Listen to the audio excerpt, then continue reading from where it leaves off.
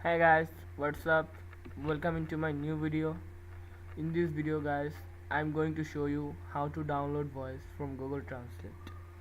To download voice from Google Translate, at first you go to the browser you like I'm go to Google Chrome, then type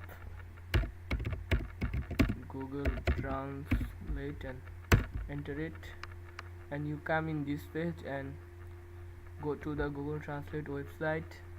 In this, and you will come in this page. In this page you can type anything and you can translate in many voices. Like I will type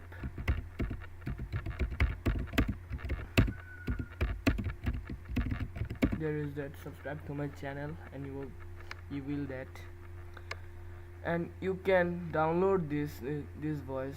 Subscribe to my channel. This is the voice you will download.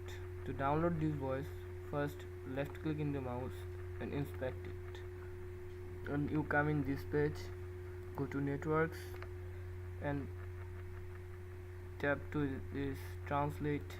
Subscribe to my channel. There is, you can find the translate TTS, what they called, and you can open in a new tab.